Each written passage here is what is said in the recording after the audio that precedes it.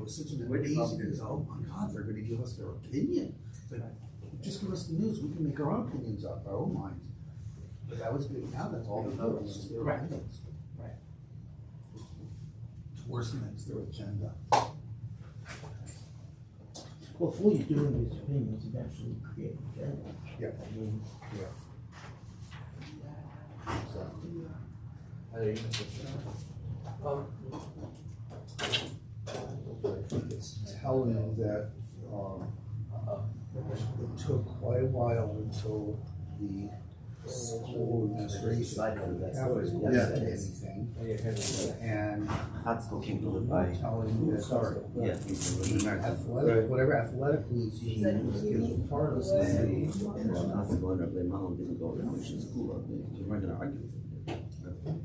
Just mind-boggling. He himself would be asking like a ratio.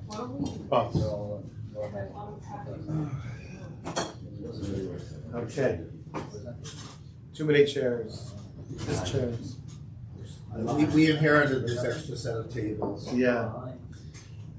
Sometimes here in yeshiva things happen and then it doesn't get undone for a while. Sometimes things don't get done when they're supposed to be Right, done. right. Other times they get done and never undone. Exactly. You know, so Exactly. 3 years later, it's like, oh, we should take those chairs down. Where I grew up in New Jersey, there was so much anti-Semitism you could cut a knife with it.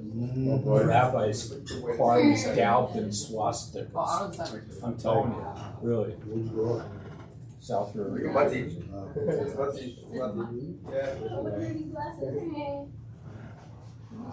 There's a real anti-Semitic hellhole. Really. Look at Shmuley. Shmuley looks almost younger now. There's no Jews there now.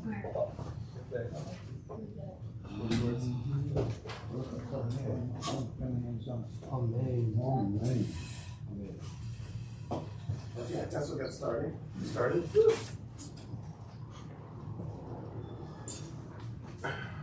My mother taught me how to. Is there a number for Rabbi Harvey's Keter If you don't see anyone over there, I can't give you.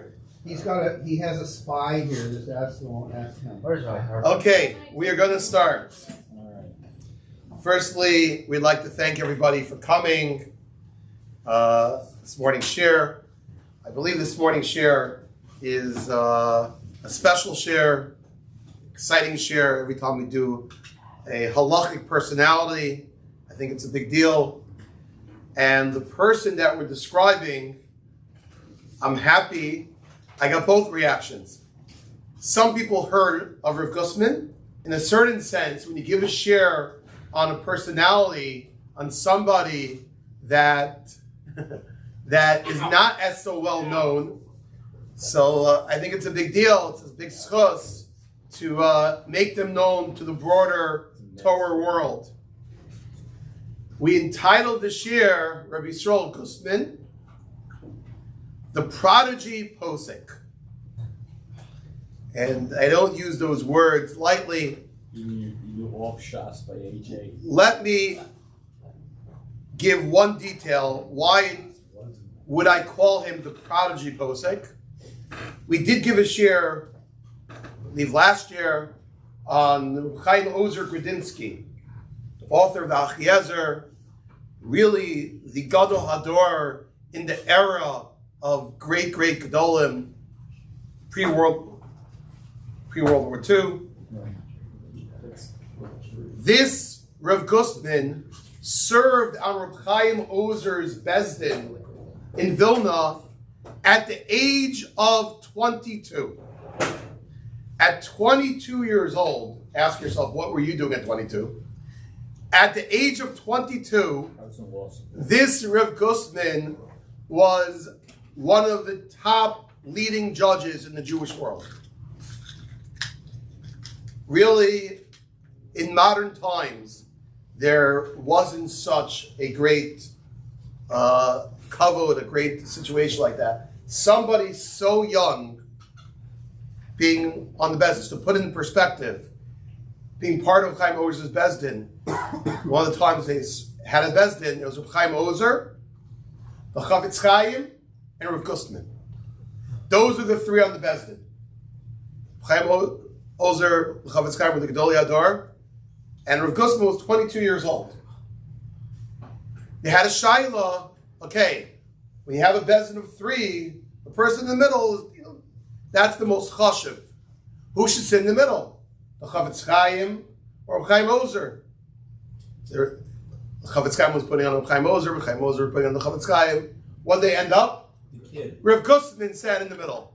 If you can imagine such a picture, such a scene, that's Rav Gustman. Yet, Rav Gustman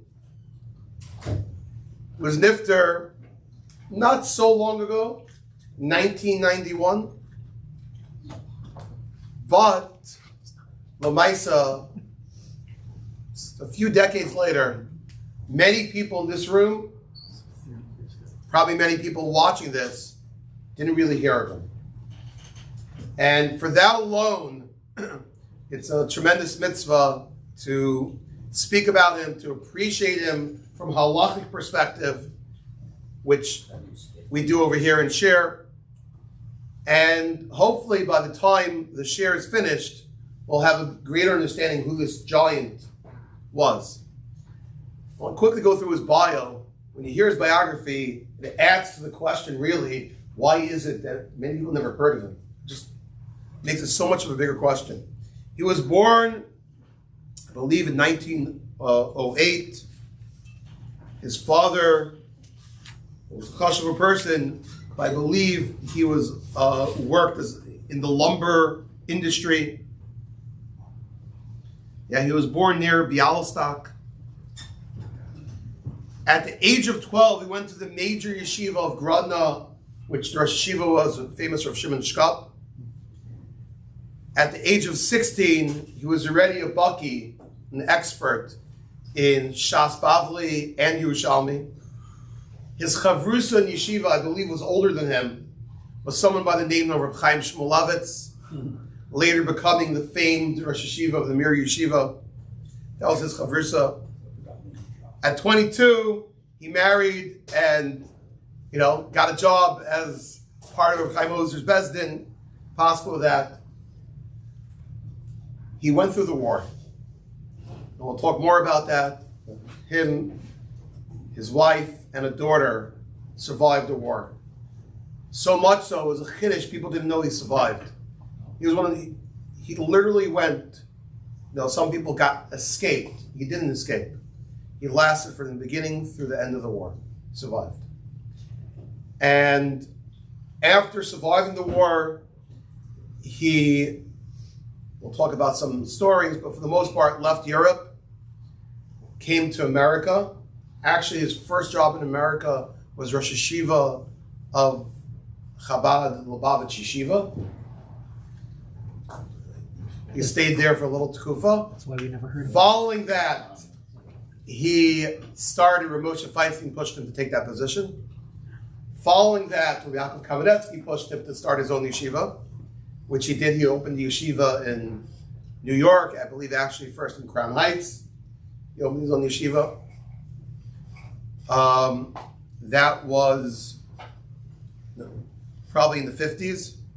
In 1971, he moved his yeshiva to Eretz Yisrael, to actually Rechavia, which is still there today. And he was nifter 20 years later, in 1991. So you're talking about somebody who was a famous posek in Europe, establishes one of the relatively earlier yeshivas in America, yeshiva in the 50s. His yeshiva goes to Eretz Yisrael in the 70s. Yet, there are many that don't remember him, don't know of him. I always knew of him well from his Gemara Shirim. There's a Sefer Kuntrisi Shirim, multiple Svarim of his Gemara Shirim. But actually, one of the biggest challenges in preparing this share, and giving this share, is that in terms of Psak Halacha, there's not so much found from Rav Gustman. There's a sefer there on the table, Halichos Yisroel, which has some psakim of Rav Gustman. There's another sefer really by the same author, but Mechitzas Chachmei Yisroel. I found random psukim in some other svarim, but really his own personal tshuvas never published, and there isn't so much halacha recorded from Rav Gustman. But luckily, I have to give a big hakar satov. The Rosh Kol of Chicago, really the first community column in America, Moshe Francis, availed himself. He was away in he's away in Eretz Yisrael. He afforded me a familiar connection. I asked him, he was a Talmud of Rav Gustman, both in America and later in Eretz Yisrael. So I asked him if he would speak to me about it. He said, sure, after I finish with my chavrusas. He calls me up. He calls me up 5 p.m. That's 12 a.m. Eretz Yisrael time. Moshe Francis is not a young person. He founded the second Lakewood Kollel in the world. You know, it's Toronto and Chicago. He stayed with me on the phone. Yeah, I told him I'm nervous about timing. We ended up the phone. It was close to 1 a.m. And he was just so excited to talk about his Rebbe, who he felt so close to. And I got some very interesting psukim, very interesting halachos and stories from Rav Moshe Francis. And it should be a big schus for his Rebbe Rav Gustman. So as we do in these halachic shurim, halachic profiles, I want to try to pin down 3 elements that I've seen from the psukim, from the stories about Rav Gustman, and to present it as that. Obviously, we're just scratching the surface of somebody that, you know, at 22 he was on the Chaim Moses Bezdin, and it's really hard to understand a person of that depth, of that understanding, but we'll try. One thing I found very much in his psukim is he was somebody that was very into Masorah. Many of his psukim, we'll see, come from Reb Chaim Ozer. He had a Masorah from Reb Chaim Ozer. And he was very focused in on, okay, we got to do, you know, from the earlier generations, what the great Posek Rabbanim did. That itself is quite an amazing feat, especially for somebody that's so advanced, so himself, you know, was a big machadash. He had a great head, but he was still nevertheless tied very much to Masorah.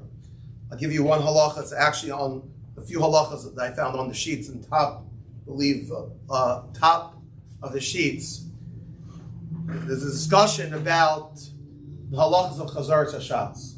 And it is common, you might find in the yeshiva world that, you know, or even, you know, right, shuls, but even in yeshiva, you'll find people that are learning during Chazar Tashatz. And they asked Rav Gustman, what should be when the Chazan's going over Shemona Esrei? And Rav Gustman said, you should be following along. And he didn't just say it as his own psak halacha. He gave edus. I saw Reb Chaim Ozer followed along. I saw Reb Baruch Ber follow along, word for word. Now, he does right. His Rebbe was Reb Chaim Ozer. He says the fact that Reb Chaim Ozer was following word for word doesn't mean he wasn't learning. Chaim Ozer is famous being able to write 2 tshuvas at the same time. His mind was so amazing that he was able to do it. So it could be he was following Chazar Tashatz and thinking and learning at the same time. But he said Lamaisa, he was still fully following the Chazar Tashatz. Right? I remember years ago when I was by Rabbi Bluth, big Talmud of Rav Moshe, he revealed quite a personal story. He said to us one time he sent his wife with a shayla to Rav Gustman, and Rav Gustman didn't just pass in the shayla that his wife showed him. He also sent back a message. Tell your husband he's being too machmer. This isn't the shayla. It wasn't just an issue of psak. Rav Gustman had a picture of a Masorah of what's the normal way of doing things in Klal Yisrael. somebody comes with the Shaila, you shouldn't be hawking something like this. And he sent back that message, remember Booth, like no qualms, he told it to us. Gustman put him in his place. Rabbi Francis told me a very interesting story. Rav Gustman, and he did this based on what he saw from other Litvish Gedolim. Again, this is in those times. Did not wear his tzitzis out of his pants. Right? We just recently went through a few shirim about tzitzis, right? Forget about of wearing your tzitzis like the Hasidim and some yeshivish people today over their shirts. We're talking about, are your tzitzis sticking out? Rav Gustman's were not, as well as, and based on the fact that that's what other Litvish Rosh Hashivas that he saw back in Europe didn't do, and that's what he was following. Yes, there was one Rebbe in Yeshiva always used to talk about this. Yes, so here it is. That's what my friends told me. My friends told me one very interesting thing, and we'll talk about this the story more. Thursdays, Rav Gustman gave a share which is open to the broad public. Community Gemara share. That Gemara share wasn't just for Talmidim in Yeshiva. All the intellectuals of Yerushalayim came to this share. You had college professors from Hebrew University, excuse me. Right? Right? You had scientists, you had the full gamut, Charedim and Zionists, all together in one room to hear a share of this from Gustman. I don't know, I'm not a bucky in the inner workings of what went on in Eretz Yisrael in the 70s, 80s, but I assume that's quite unique. And it seemed it was a place to be. But Moshe Francis noticed, always during that share, there was like at least one of his tzitzis were out. He said it didn't make any sense, because Gustman was a very put together person. So you can tell me that every Thursday when he gave that share, somehow his shirt was out of his pants and tzitzis were out? Didn't understand it, bothered him. He said 40 years later, it takes sometimes 40 years to understand your Rebbe. Francis came across, he was going through the sugya of Ayin Hara, and it's brought down that there's a certain danger when a person's giving a share, especially a very big popular share, public, of an Ayin Hara. And one of the things that wards off an Ayin Hara is tzitzis. So when Francis told me that he believes the pshat, and he said he told it over to, I think he told me the son-in-law of Rav Gustman, and he was masking him, that probably was the pshat. That was the one time he had to sit this out. But other than that, very careful. Moshe Francis told me a very interesting story. I'll tell it backwards from the way he told it to me. Gustman was once by Levaya with Chaim Ozer. Again, young Dayan, the experienced Posek, and a man gets up there and gives an absolutely beautiful hesped for his wife. Beautiful, beautiful hesped. As they're walking out of the Levaya, Rav Chaim Ozer turns to young Rav Gustman and says, "This man did not love his wife." Gustman, what? It's jaw dropped. You tell me he didn't love his wife, just give the most beautiful hesped. Chaim Ozer said, if he really, really loved his wife, he would be so tzabrochen, he wouldn't be able to get up there and give such a fabulous speech. He wasn't a speaker, it wasn't this, but he said, Rav Chaim Ozer was able to tell from the emotions, the way he gave over the speech, there's something lacking there. That story stood in his head. So Moshe Francis says, you know when he told me this story? He says, the yeshiva, Gustman's yeshiva was a small yeshiva. And basically, everyone in the yeshiva had to daven for the Amud.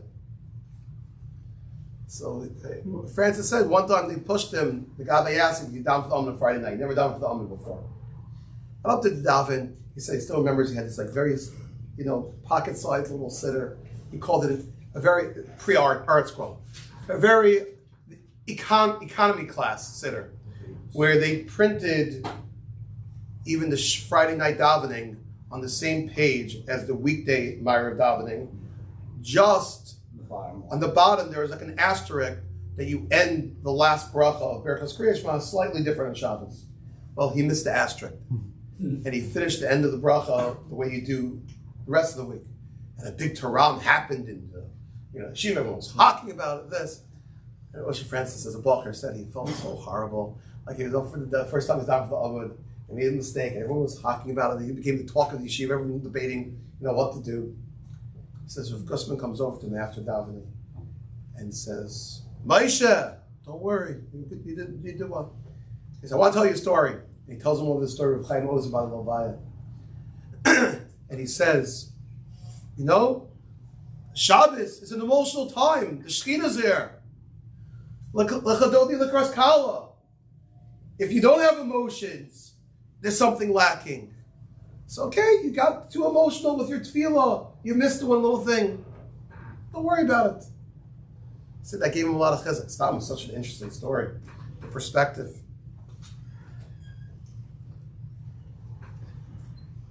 I found another story.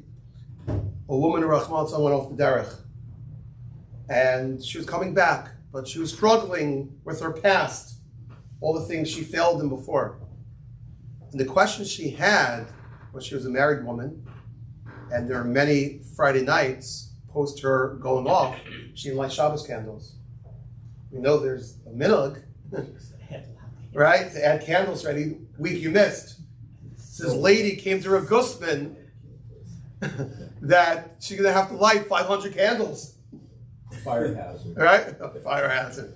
Right? So Rav Gustman said to her, looks at her, said you should give a penny for tzedakah for each Friday night you missed. Just keep lighting the candles. Okay. Cute idea. Where'd you get it from?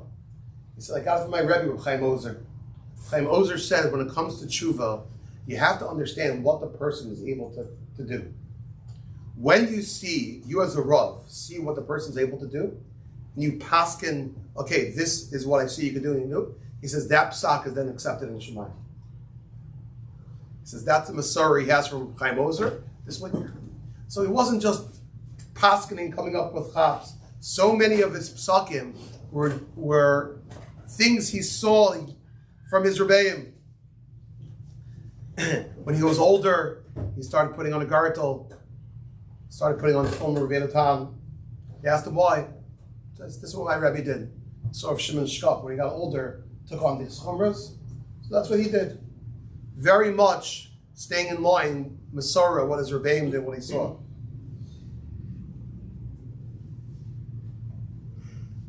I'll tell one other story I came across, very interesting.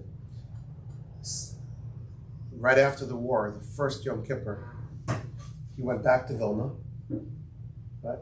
I don't know from all the songs and the stories, but he went back to Vilna, and all the shuls were destroyed. Nothing there. There was one shul in Vilna which was not completely destroyed. The shuls were demolished. One shul, one of the biggest shuls, the Beis Medrash of the Vilna Gaon. The Graz Beis Medrash was not destroyed. And not destroyed means 3 out of the 4 walls were knocked down. But the 4th wasn't, the Mizrach, whatever, and they had there, had some Azkara of the Vilna Gaon there. That stood. Everything else was destroyed. And the survivors needed a place to daven. And Rav Gustman was the survivor. He was the Rav of Vilna. And they had something put up walls around, and they had a minyan that Yom Kippur. How many people did they have that Yom Kippur? 3,000 people. 3,000 survivors were there davening in Vilna, in the Graz Shul. Rav Gustman was a Rav, he was giving drashas.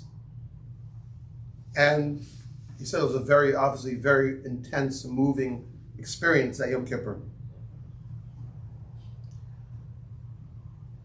He says, not long after Yom Kippur, doesn't say exactly, was it a day, 2 days? The entire building collapsed.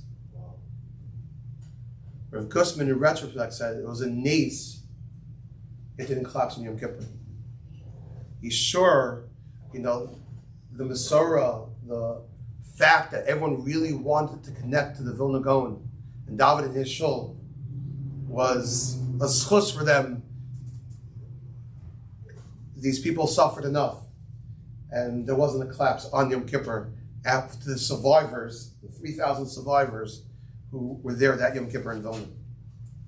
So I think these are all examples of a person who, despite being a genius, many of his psakim, not all of his psakim, were based on shimush that he got from his rebbeim, and very much possible with the Masorah. And if somebody was going off in halacha, not with the Masorah, he would express that. Right? Bluth got that. I think there's another fascinating aspect about Rav Gustman. I call it the balance of his anava and yet his achrayus.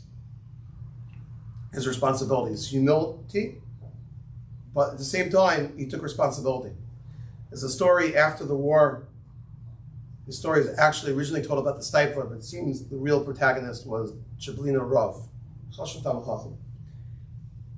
In Eretz Yisrael, maybe this is probably in Europe. After the war, he meets this young survivor, asks him what his name is.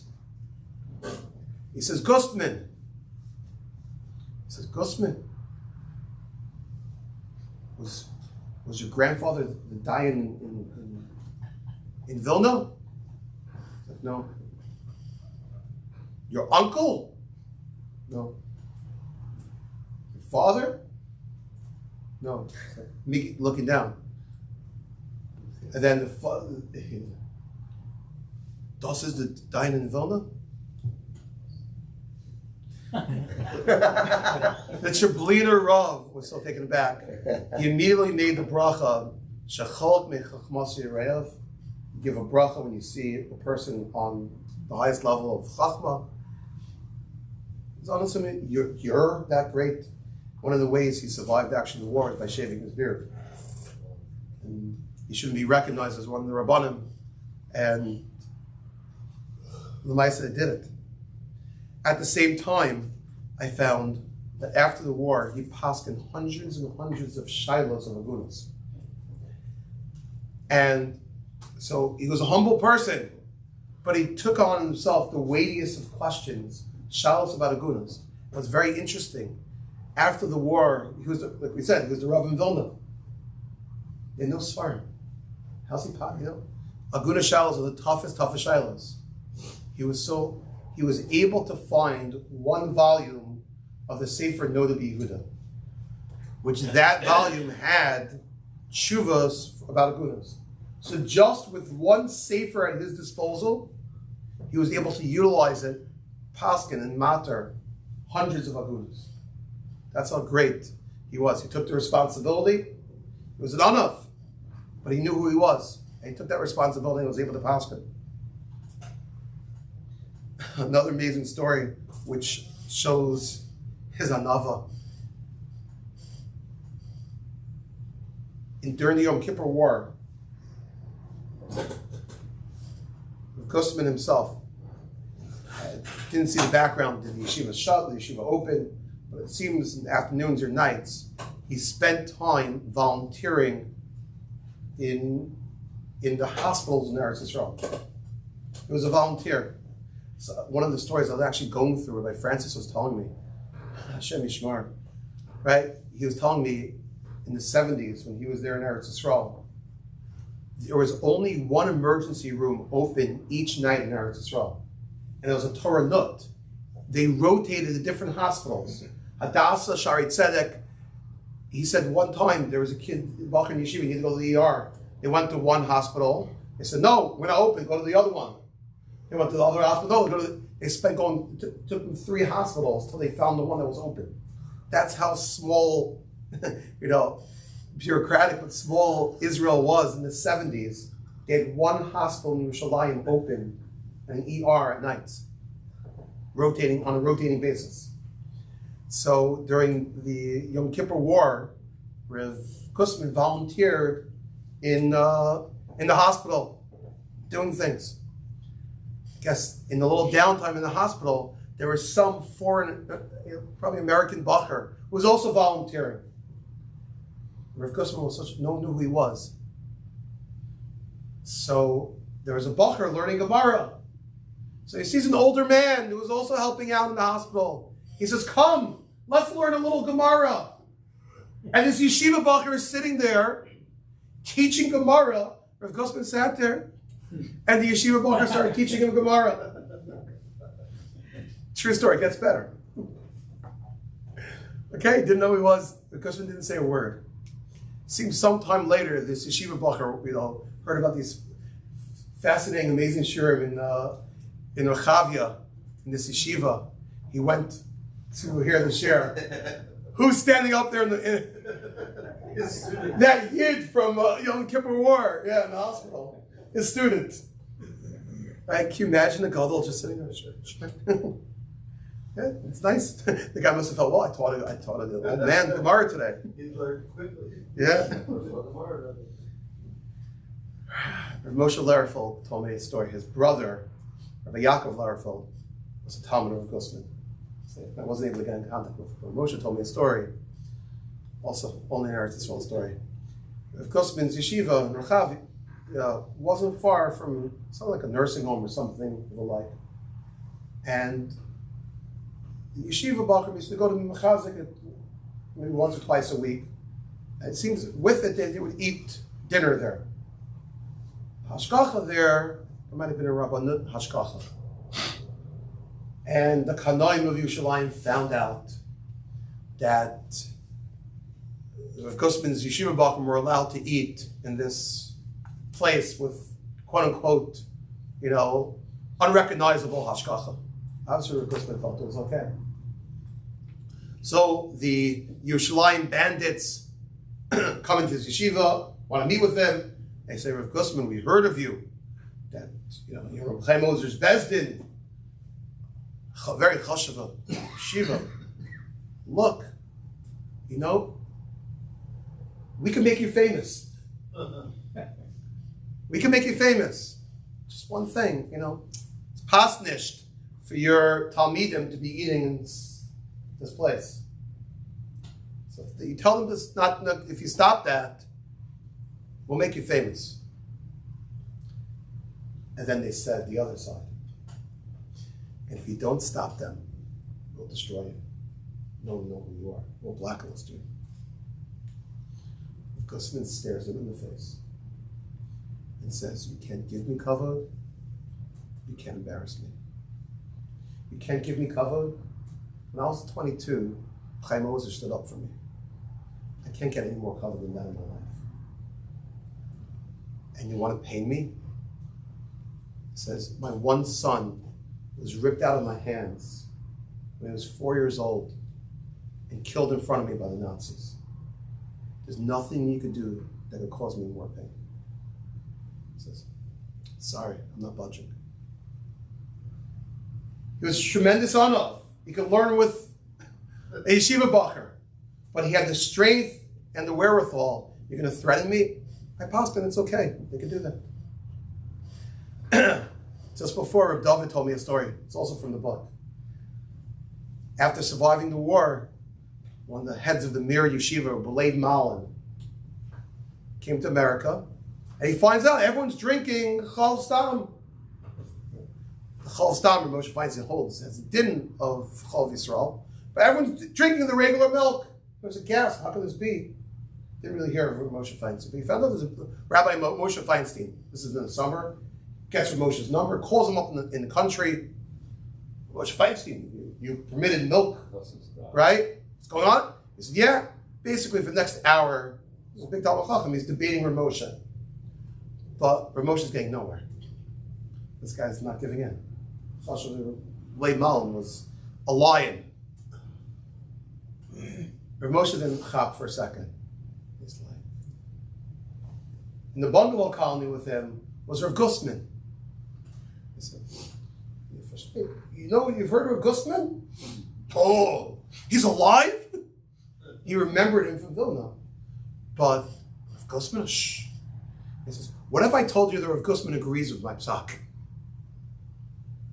Can't be. He put Rav Gustman on the phone, he spoke to him. He's like, Moscow.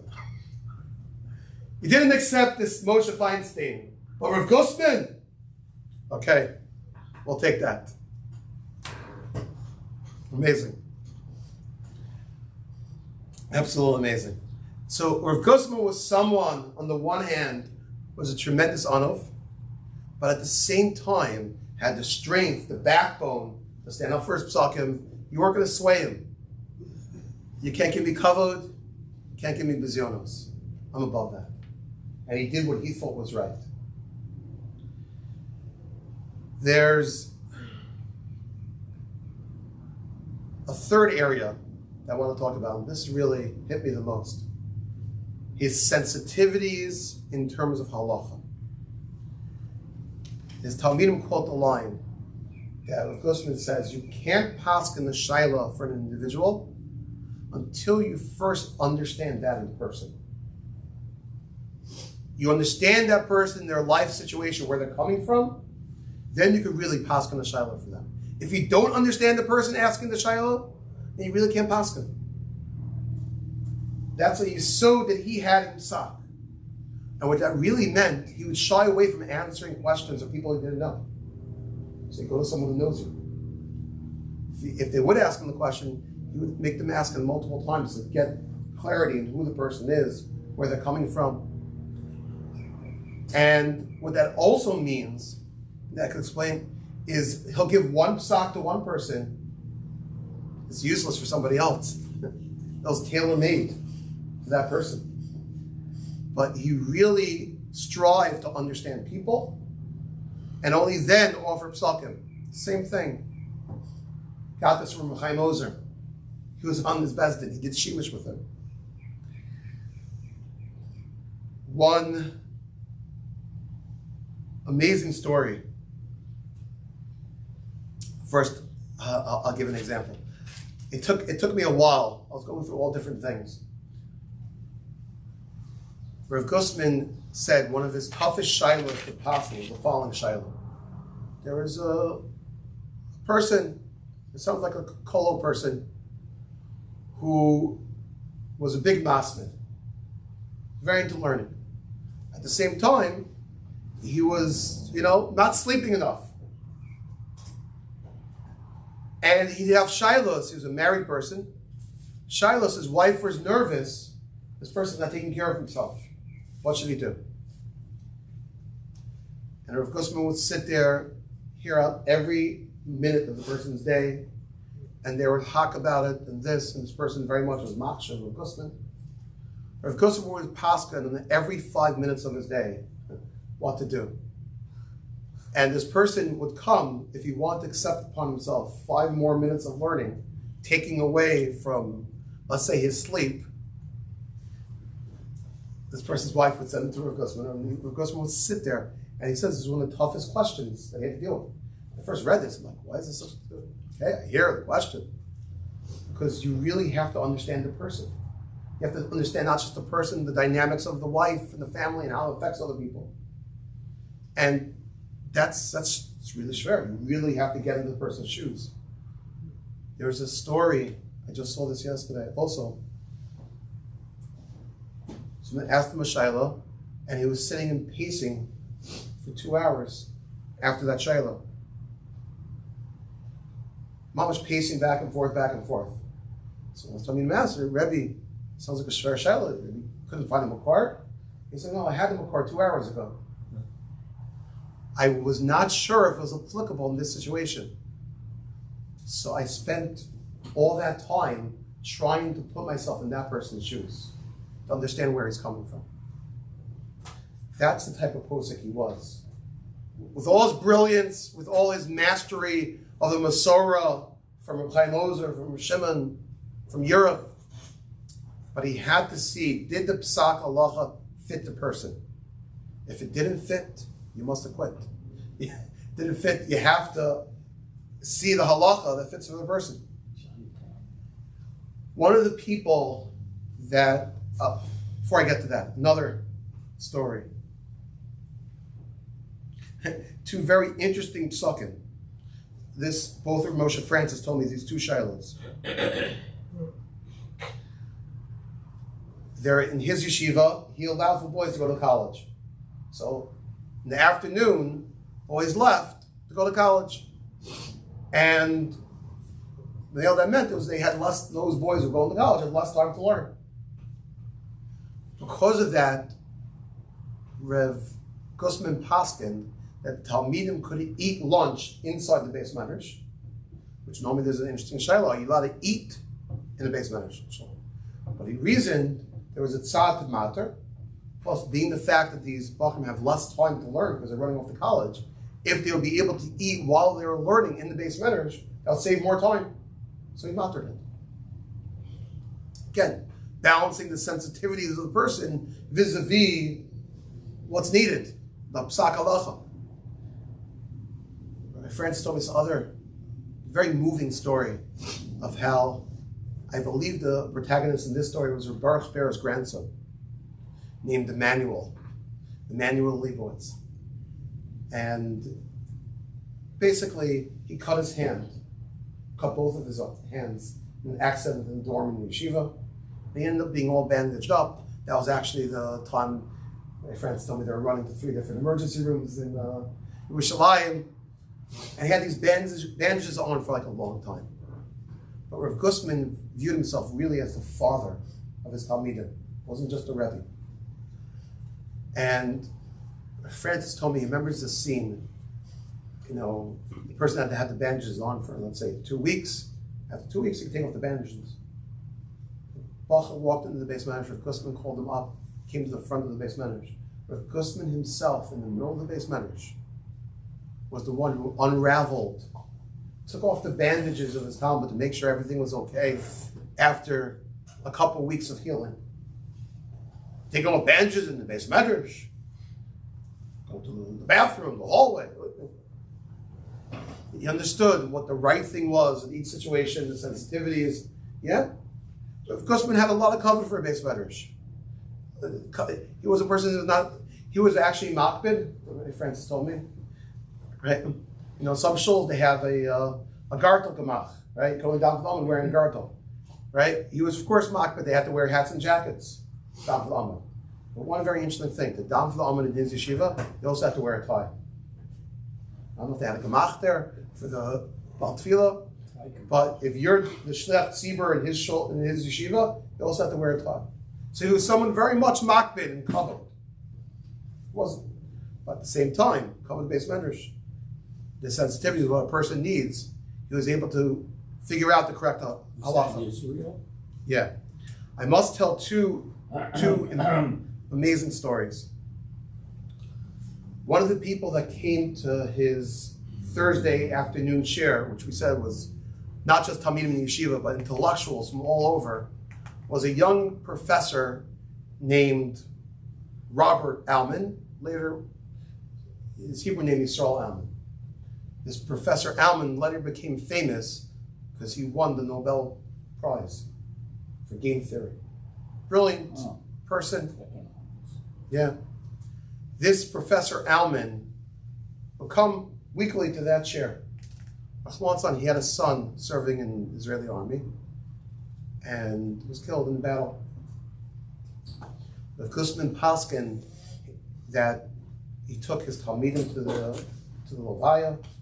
Shiva Bachim comes to the Shir, they came and they stayed for the Kvura.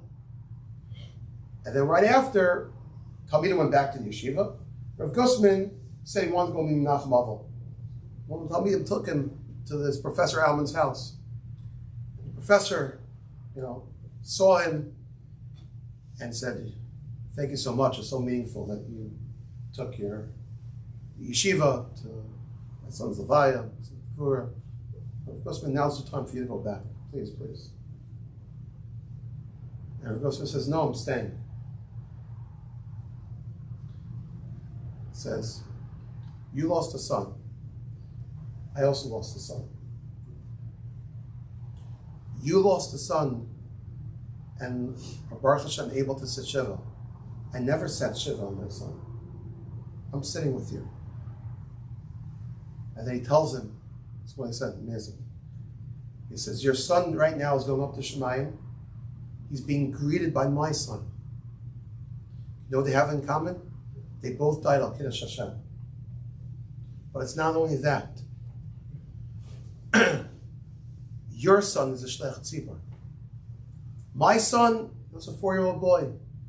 He died al Kiddush Hashem. But he didn't save others, didn't protect others in the line of duty what he was doing. But your son was. And that's very, very chashuv. His professor Alman told him, he said, I didn't think there'd be anyone able to give me the nechama. He said, you're the one person who gave me the nechama. A Rav, a Posek, whose entire life was focused on the sensitivities for others, doesn't just come out with good piskei halacha. He comes out a walking Kiddush Hashem, everything he does, interacts with people. Amazing. How is it that the world didn't hear of such an amazing person? And one last story, which is another famous story. After the war, in his yeshiva in Yerushalayim, in his eventual yeshiva that he had in Rechavia. Rechavia is a nice place, right? The yeshiva had a garden of flowers.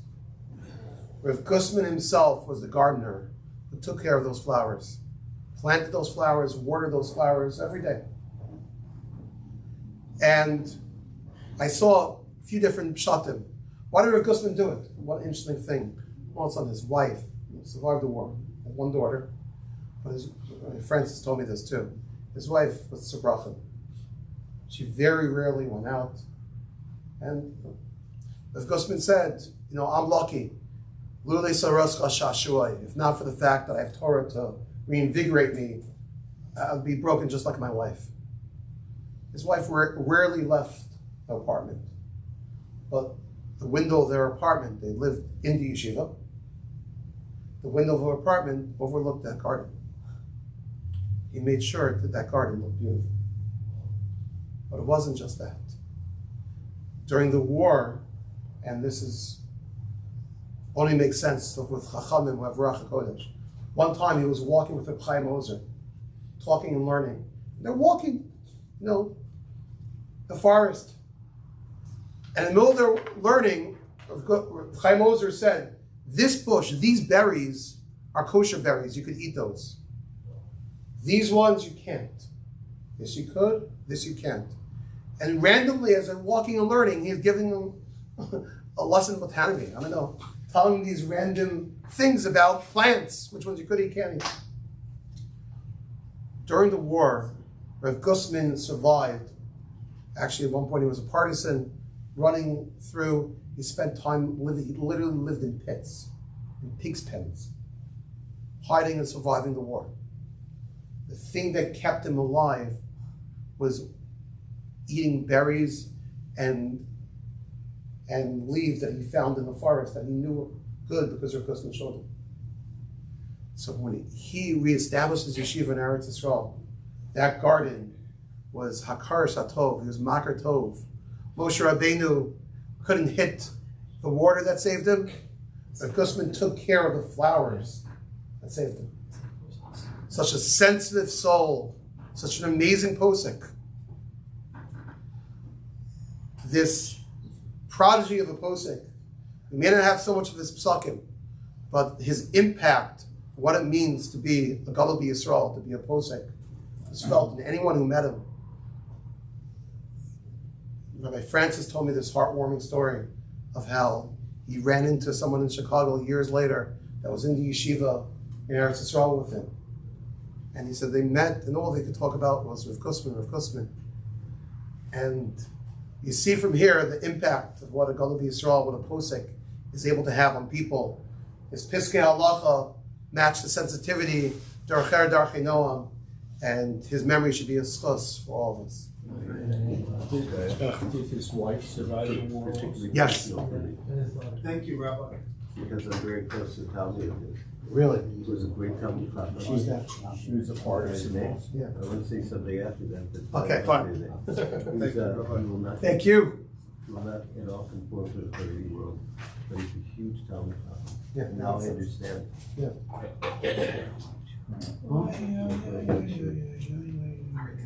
You don't know. Okay. Can I say his name?